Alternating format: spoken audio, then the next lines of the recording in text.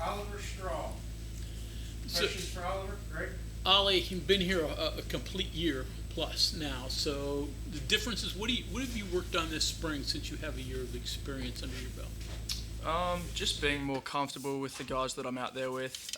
Really trying to build good relationships with them. Being fluent as possible with my long snapper Austin Brinkman. Knowing where my coverage unit's going to be, and just making sure that I do my best at putting the ball where it needs to be, to put those guys in a position to make a play down the field.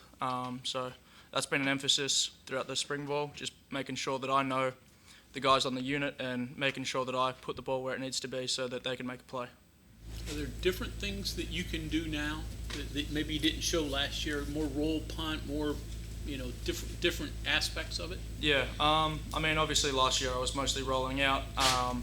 I've worked the spiral a bit more this spring than I did last spring. Obviously using both feet, left and right, and just situational things that last year we may not have had the chance to do. So kicking the ball from the right side of the field to the left, or vice versa. So just really expanding and making sure I can show off what I can do with my leg and benefit the team as well as I can. Was that besides more when you got here, distance or putting it where you were supposed to? It's a combination of both, honestly. The three main aspects that we focus on is hang time, so how long the ball's in the air, distance down the field, and then location. Because if you put the ball where it needs to be on the side of the field, it gives the returner a smaller window to work in. So just really making sure that you can put that ball where it needs to be so that they don't have the explosive ability that they can return the ball. So rank those when you got here to where you are now in terms of your being able to do those things. Yeah, definitely a lot better. Obviously, last spring ball being the first practice that I ever had playing football, compared to now, obviously playing a full season. So just the confidence that I have to just go out there and know where the ball needs to be and know where I need to be on the field as well. It's just completely different now having a year under my belt. You mentioned using both feet. I don't think you did that at all last season. That's unique, maybe, at least in the United States. Is it in Australia? Can you do it equally as well with both? Obviously, there's a little bit of a disparity between my left and my right because it is my non-dominant. But playing Australian football, when you grow up, you're taught to kick left and right foot. So there's a few Australians that can do it, but pulling that out in the game is something that I'm going to have to put a lot of work in to do, because obviously there's a lot of trust that goes into that and making sure that my left foot is going to produce what I can produce. So just making sure that when we do it, it's going to work out and we can get a good result out of it. The allure of that is if you kick left-footed, they always say it's harder to catch a left-footed ball in the air for whatever reason. Yeah, so I'm good friends with Preston Fox, obviously the main punt returner, and I always ask him questions and pick his brain about what he finds hard and what other returners might find difficult. So, just working with him and really figuring out what is hard to catch and how I can make it as hard as possible for them. So, the left foot is definitely something that could make their job harder. Is that a conversation you have to have with Austin before the kick happens? It'll probably be a design play. We've obviously got our calls to go left and right, but it'll probably be communicated to us before we go out in the field. But if there is a look that we get and we look over to the sideline and we see something and they decide to go left foot, they'll communicate that some way, and we'll probably have a call for it, and I'll make sure that he knows where to snap the ball too. The good thing about that is if the protection breaks down and you're in a hurry, you may have to kick it left-footed. Yeah, exactly. And we practice that as well. If the ball goes over your left shoulder, your right shoulder, you've got to do different things. So just being able to rely on that foot if I need to is something that I'm comfortable with. If anything ever does go wrong, but it's handy. Same number of steps for both legs to kick it, or would you need more steps for your left foot? I try and practice the same each side. Obviously, it doesn't work out perfectly every time, but try and replicate it as well as I can. Mechanically, what are the biggest differences for you for kicking a spiral versus kicking, one that you're trying to kill versus an end over ball? Mm-hmm. And is that a big difference, a big adjustment for you? I wouldn't say it's adjustment for me, but they are very different balls. Obviously, Americans, more traditional spiral, and the ball drop is just completely different when it comes to that. So, teaching an American an end over end it's a tougher thing to do because they just haven't grown up doing it, and it's something that I've just naturally been able to develop throughout my years. So, it's a big difference, and something that I need to be able to differentiate instead of blending together because they're not the same kick, and sometimes I can get blended too much and it doesn't work out. But yeah. We've heard coaches speak highly of Austin. From your perspective, what does he do so well as a long snapper? I mean, the praise is definitely deserved. He's probably one of the best, if not the best snapper in the country, and sometimes he doesn't believe that of himself, but he's just consistent beyond any means. So he knows exactly where the ball needs to be. He can put it on a little penny if he needs to, and he's really special as a player, and like we have a good relationship, and we know how each other works, and we push each other to be better every single day. So he's a special talent for sure. Where does he put it? He can put it any depending on if I'm rolling out and we're calling a rollout, he'll put it on my right hip, and it'll lead me on, and I can run straight away. If it's a left, he'll do the same thing on the left side. If it's straight on, he'll do it perfectly on the hip. So he can do anything, and same with field goal snapping as well. How important is the relationship for you guys, and how did you go about kind of forming that when you got here last year?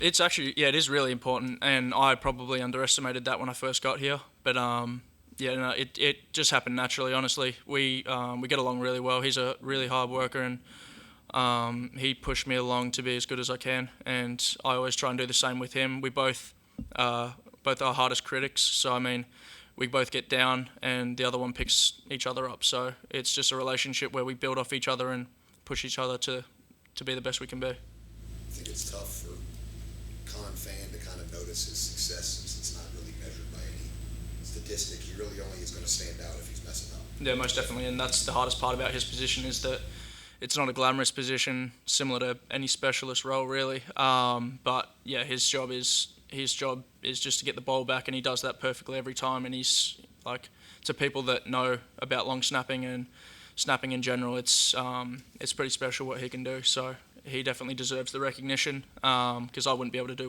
without him. So. Have you been using the TrackMan stuff this spring? Yeah, we do use the TrackMan as much as possible. So obviously we're very limited in what we do in practice. We have a couple of team periods, and we get our reps in, but then the real work starts with the TrackMan, and then individual work that we do. So making sure that we can see the feedback that we get from it and why the result happened and what we can do to correct it. So. Yeah. So if you do a kick, what do you then turn to the TrackMan, and what are you looking at and trying to see? There's a multitude of things, honestly. There's ball speed, there's launch angle, there's apex of where it reached in the air. There's a bunch of things, and honestly, one of the handiest things about it is that you can see yourself on the video as well. So being able to slow it down, watch exactly where you hit the ball, and then compare it with the stats as well is helpful. So yeah, just being able to do that kind of thing. Is there a range in those numbers of where if you get a certain ball speed, a certain launch angle every single time, it's going to be a better punt than others? Yeah, I mean, you can definitely draw comparisons between which goes well and which ones don't. So seeing the launch angle, seeing how quick the ball is going, there's a direct correlation sometimes between exactly what number we get and what the result is. So when we see it come up, we identify it, realize that either the ball needs to be higher, lower, we're swinging our leg too fast, too slow.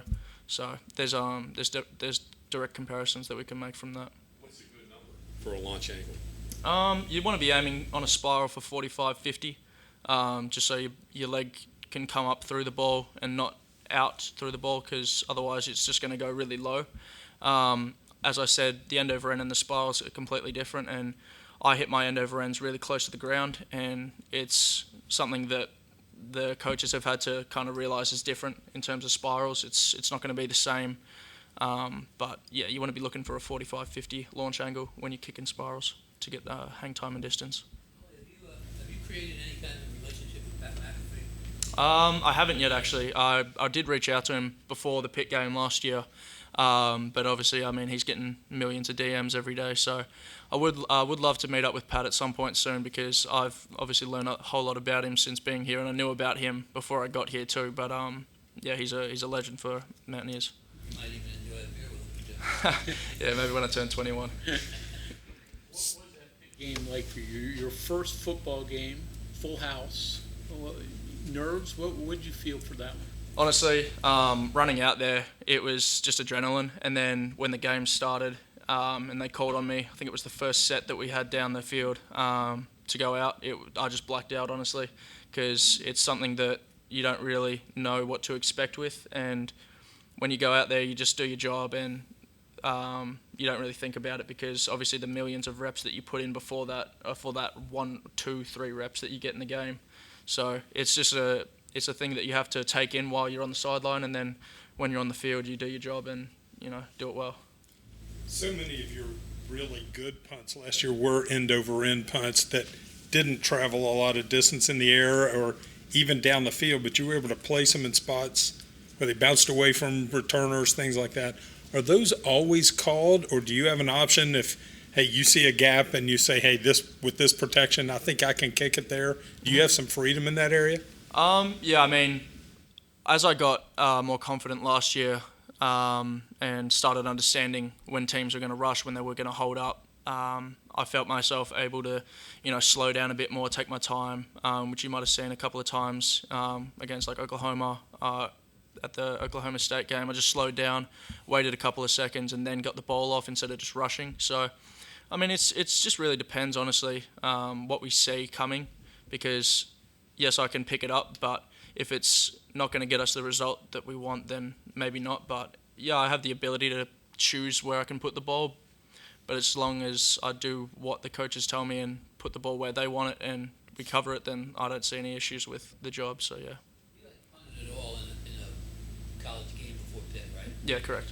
What's it like going out there knowing that 60,000 people and 3 million people watching? Yeah, it was pretty scary, honestly, but I thought about all the work that I'd put in before I'd gotten to that point, and just how far I'd come, and it just kind of became normal after the first punt. Like it felt natural. So I think my parents were honestly more nervous than I was. They were up in the stands, so yeah, they were a bit nervous for me. But no, it's something you get used to, and it's a feeling you can't really describe. How do you keep from thinking, please don't drop this, or please yell on your snap? Yeah, I mean, obviously those thoughts are going through your head, but you've just got to learn to block them out, honestly, because the more you think about it, the more you worry about it, the worse you perform. So that's something that I've had to deal with. I had a couple instances this spring where I just mentally wasn't where I needed to be, and then work through that, and then get back to, this is just kicking a ball like you've done millions of times before. So,